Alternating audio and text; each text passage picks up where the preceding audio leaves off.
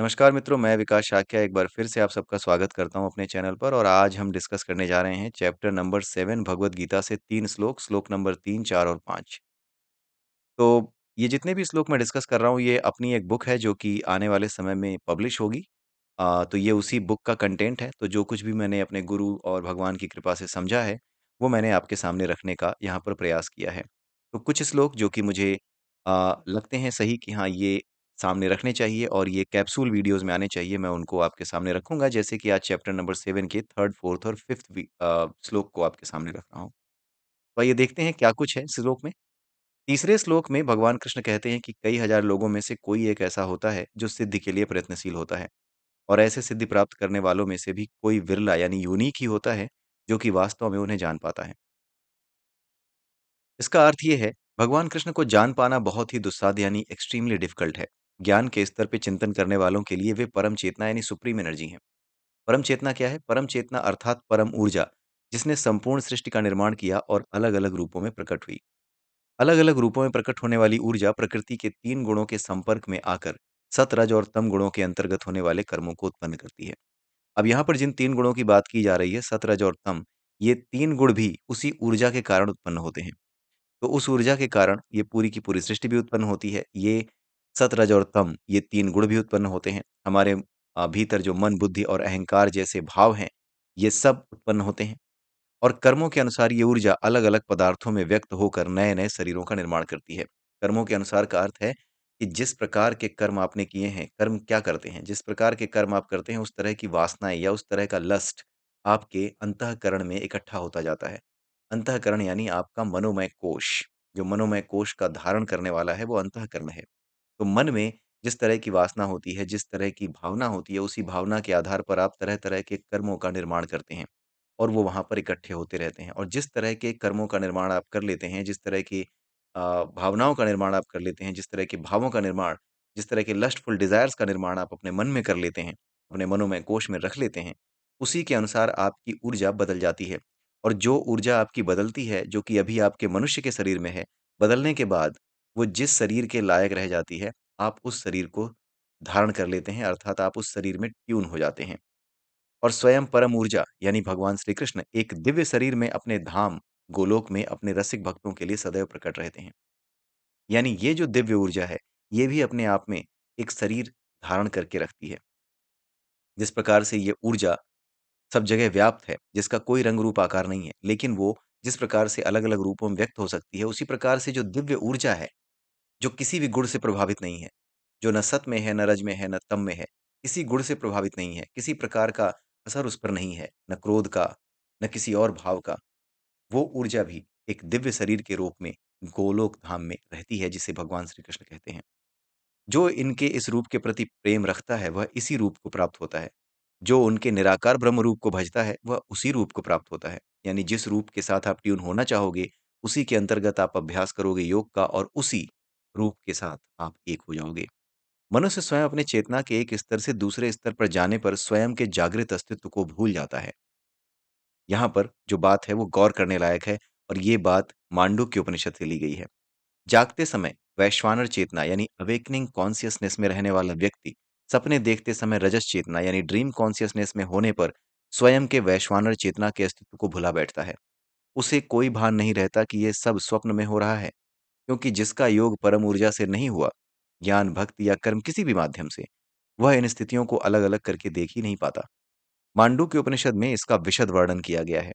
केवल परम ऊर्जा से एकाकार हुआ योगी ही अपने भीतर अलग-अलग चेतनाओं को अनुभव करता हुआ स्वयं को सोता-जागता देखता रहता है, जब वह स्वयं समाधि में होता है। आप विचार कर देखिए कि जब आप अपने भीतर ही चेतना के एक स्तर को दूसरे स्तर से अलग करके नहीं देख पाते, तो ईश्वरीय चेतना से एक होने पर आप कैसे जान पाओगे कि आप उस चेतना में स्थित हो गए, अर्थात आपको सिद्धि प्राप्त हो गई। बिना कृष्ण की कृपा के ये अनुभव नहीं हो ही नहीं सकता और इसके लिए भी कर्म, ज्ञान और भक्ति के मार्ग पर निरंतर प्रयत्नशील रहकर योग का अभ्यास करना होता है। योग के विषय में परिचय शीर्षक से इस पुस्तक के आरंभिक अध्याय में बताया गया है। उसे ही ध्यान में रखकर आप इस श्लोक के अर्थ को समझने का प्रयास करें। तो ये जो लाइन है, इस पर आप अभी ध्यान मत दीजिए क्योंकि ये इस बुक के स्टार्टिंग में है।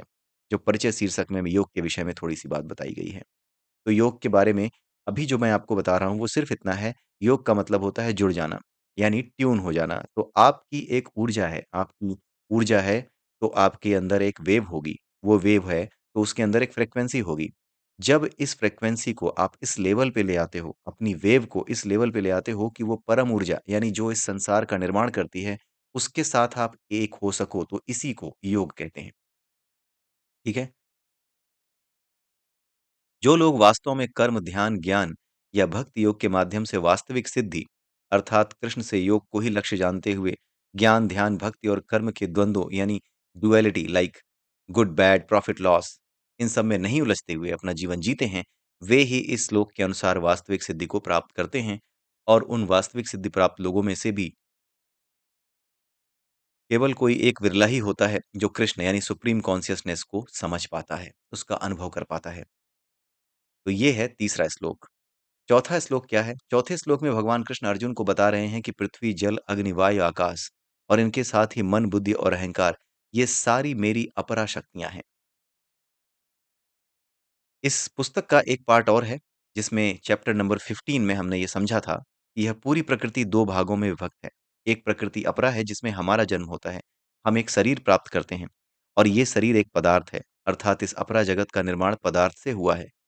ऐसी कोई भी चीज़ पृथ्वी पर नहीं हो सकती जिसका अस्तित्व इस अपरा सृष्टि में ना हो। इस अपरा प्रकृति में ही पृथ्वी, अग्नि, वायु, जल और आकाश ये 5 तत्व होते हैं।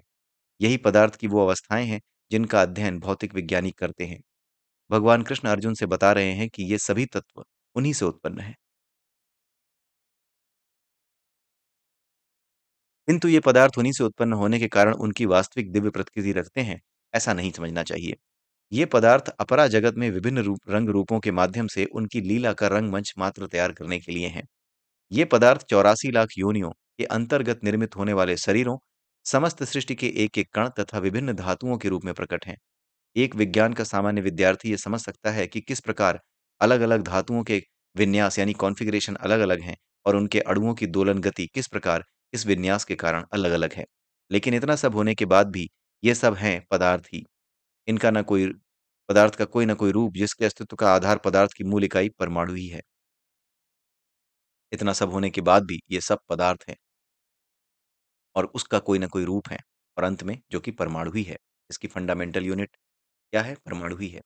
इस प्रकार ये पदार्थ सब प्रकार से 5 महाभूतों के द्वारा ही उत्पन्न है और कृष्ण अर्थात परम चेतना या परम ऊर्जा ही उसका एकमात्र स्रोत है।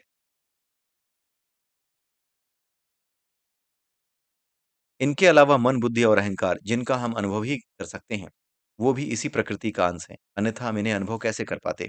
इनका कोई भौतिक रूप हमें नहीं दिखता, किंतु फिर भी ये हैं। ये हम सबके सामान्य अनुभव की बात है और साथ ही इन्हें स्वयं को प्रकट करने के लिए एक शरीर की आवश्यकता भी है। अब 5वें श्लोक में भगवान कृष्ण अर्जुन से कह रहे हैं कि इस प्रकृति के अलावा मेरी एक अन्य प्रकृति है जिसे परा प्रकृति कहते हैं और ये परा प्रकृति उन जीवों से युक्त है जो अपरा प्रकृति का दोहन कर रहे हैं।